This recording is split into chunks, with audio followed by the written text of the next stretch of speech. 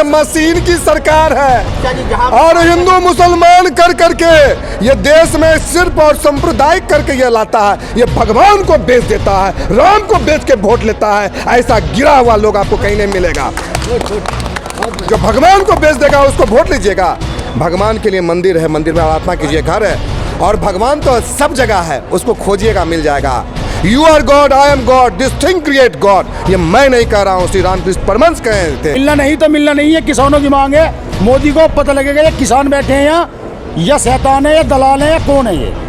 दूध महंगा बेचेंगे? दूध बिल्कुल 100 रुपये लीटर से कम में किसी को नहीं मिलना। हमें चाहे बखेरना है अपना। हम गोडसे का ये मंदिर बनाते हैं। आज 2 अक्टूबर को जाता है ये ढोंगी और योगी भोगी नरेंद्र मोदी जाके प्रणाम करता है। कह रहे क्या तुम्हारा ये नौटंकी है। आरएसएस के लोगों ने तो तिरंगा को जलाया और देशद्रोही हम लोगों को बताता है, किसानों को बताता है। पर गिरिराज उसको उड़ा रहे हैं, गिद्ध को। गिद्ध है वो गिद्ध है। जहाँ पर बैठ जाएगा वहाँ पे लोग छोड़ देता है। आपको दोबारा जाना है कि नहीं वहाँ पर? क्या बात करते हैं, कौन लेगा? किसकी मजाल है रोक लेगा? हिंदुस्तान में वीजा नहीं लगता है साहब कि कोई रोक लेगा। गिरिराज सिंह को बेगूसराय आने से पहले 100 बार हम लोगों से पूछना पड़ेगा, समझा ना? हम लोगों को किसी से नहीं पूछना पड़ेगा। नाम फिर से बोल देते हैं, शंभू देवा चला दीजिएगा। बेगूसराय से घर है।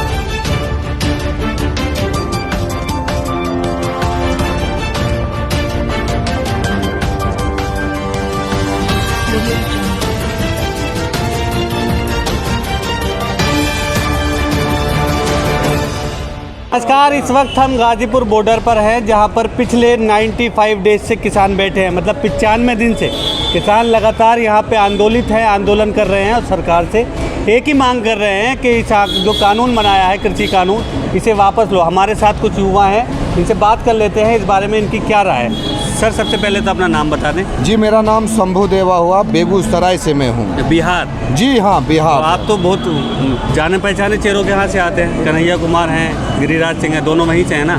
गिरिराज सिंह कौन है? मैं जानता हूँ ठीक से। अच्छा। उसको मैं जाना हूँ तब से जब से वो आया है इलेक्शन में लड़ने के लिए बेगूसराय, और जीता वहाँ से धोखेबाजी करके।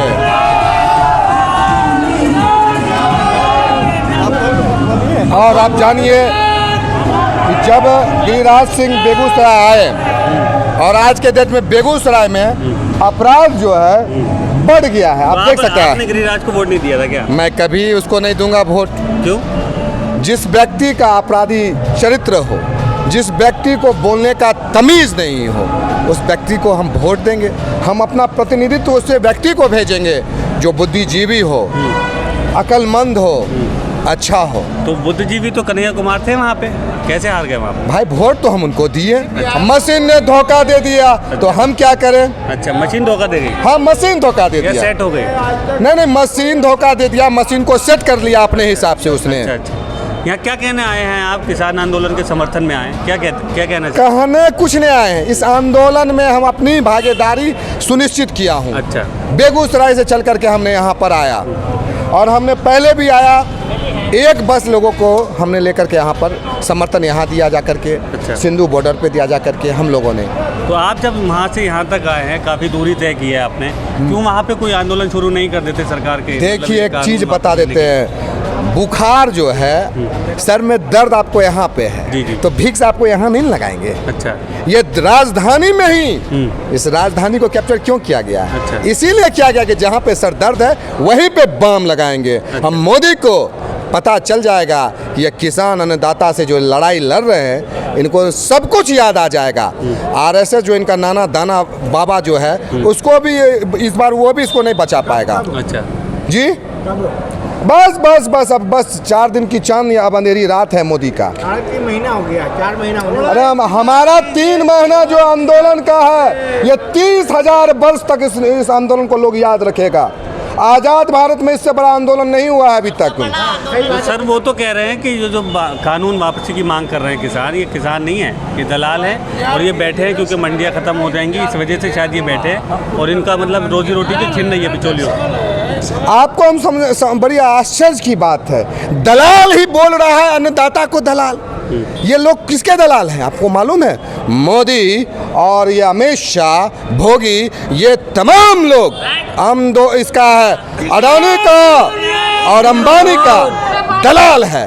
अच्छा अभी पता लगेगा दलाल का मार्च के बाद। अच्छा, मार्च के बाद मार्च में जैसे क्या करने वाले हैं? उनके डीजल पेट्रोल 100 बिक रहा है ना, किसान का दूध 100 बिकेगा। अच्छा, मार्केट में 100 रुपए लीटर से कम में दूध मिलना नहीं तो मिलना नहीं है। किसानों की मांग है। मोदी को पता लगेगा ये किसान बैठे हैं यहाँ, या शैतान है या दलाल है या कौन है ये। अच्छा, दूध महंगा बेचेंगे अब? दूध बिल्कुल 100 रुपए लीटर से कम में किसी को नहीं मिलना।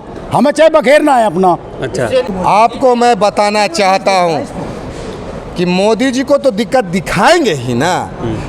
अगर उनके पास अगर सचमुच का इंसानियत का आँख होता तो यहाँ की परेशानी को वो दिखाते कि किसान किस तरह परेशान होकर के यहाँ रह रहा है, और जो वो अपने गेहूँ खेत से लाया है उसको आटा बना करके जो लोग जाते हैं आते हैं सबको लंगर खिलाते हैं। ये बात वो दिखा नहीं रहे हैं। आप समझिए कि जो यहाँ दिक्कत है, ये धूप अभी होगा माइनस डिग्री में कैसे किसान यहाँ रहे, जब बारिश हो रहा था कैसे किसान रह रहे थे, इस चीज़ को तो वो नहीं दिखाएंगे। भाई दिक्कत हम ही को हो रहा है और कह रहे हैं कि लोगों को दिक्कत हो रहा है। कोई लोगों को दिक्कत यहाँ नहीं हो रहा है, किसानों को दिक्कत और सिर्फ किसानों को दिक्कत हो रहा है। और किससे दिक्कत हो रहा है? मोदी से दिक्कत हो रहा है, ये काला कानून से दिक्कत हो रहा है। इस बात को समझिए मेरे भाई।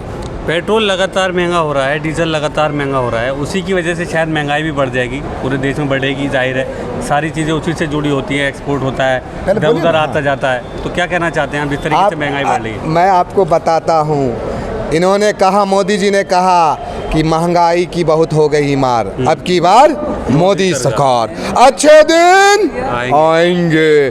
15 लाख रुपया मिल गया आपको? 15 लाख रुपया सबके खातों में आएंगे। इस तरह का ये झूठ बोला, लोगों को धोखा दिया। 2 करोड़ नौकरी हर साल हम देंगे, 6 साल हो गया। 12 करोड़ लोगों को अगर नौकरी दे देता तो कोई आंदोलन नहीं हो पाता। पूछिए क्यों? कि एक परिवार में अगर एक व्यक्ति को अगर नौकरी मिलता है तो उससे 4 आदमी जीता रहता है, तो 5 तो 12 पचे 60 करोड़ लोग खुशहाल हो जाते हैं। लेकिन ये तो खाली जुमले की सरकार है। बोला ये तो जुमला था। आप जान लीजिए, ये इसको सिर्फ और सिर्फ गद्दी पे रहना चाहता है, हिंदू मुसलमान करना चाहता है। जो इसके विरोध में बोलेगा देशद्रोही होगा। पहला अटैक इसने किया सबसे पहले विद्यार्थी पे किया। आज जो लोग इनके बातों में आए, हम तो भैया उस समय भी नहीं आए थे, ना 14 में आए हैं ना 19 में आए हैं। सरकार आ गई, वही तो बोल रहे हैं, ये मशीन की सरकार है। अच्छा जी, जहाँ और हिंदू मुसलमान कर करके ये देश में सिर्फ और सांप्रदायिक करके ये लाता है। ये भगवान को बेच देता है, राम को बेच के वोट लेता है। ऐसा गिरा हुआ लोग आपको कहीं नहीं मिलेगा। जो भगवान को बेच देगा उसको वोट लीजिएगा। भगवान के लिए मंदिर है, मंदिर में आराधना कीजिए, घर है, और भगवान तो सब जगह है, उसको खोजिएगा मिल जाएगा। You are God, I am God, this thing create God. ये मैं नहीं कह रहा हूँ, श्री रामकृष्ण परमहंस कहे थे। किसको कहे थे? स्वामी विवेकानंद को कहे थे। इस बात को समझिए। और विवेकानंद ने जाति प्रथा भेदभाव को तोड़ने की बात किया। ये लोग विवेकानंद के जन्मदिन को मनाते हैं, लेकिन सारे चीज़ों को ये लोग तो मनाते हैं, मतलब ये ऊपर के दिखावा करते हैं। असली तो हम लोग मनाते हैं कि उनके विचारों को हम लोग अपने जीवन में उतारने का कोशिश करते हैं। मानने का दिखावा तो गांधी जी को भी करते हैं। अरे बाप रे बाप, क्या आप बोल रहे हैं? नाथोराम गोडसे का ही मंदिर बनाते हैं। आज 2 अक्टूबर को जाता है ये ढोंगी और योगी भोगी नरेंद्र मोदी जाके प्रणाम करता है। कह रहे क्या तुम्हारा ये नौटंकी है? आरएसएस के लोगों ने तो तिरंगा को जलाया और देशद्रोही हम लोगों को बताता है, किसानों को बताता है। आप समझ लीजिए कि अगर कोई इस देश आज़ाद भारत में देशद्रोही है तो वो आरएसएस के लोग हैं। आरएसएस के लोग हैं। एग्जाम्पल में मैंने दे दिया कि तिरंगा उसने जलाया था। सुनसान हो जाता है तो आप जानिए कि संसद बेईमान हो जाता है। आप जान लीजिए। और ये आप सड़क पर देख लीजिए कि हलचल मचा हुआ, क्रांति मचा हुआ है। तो जो आपका ये जो संसद है, हम संसद को लगाम पकड़ लेंगे।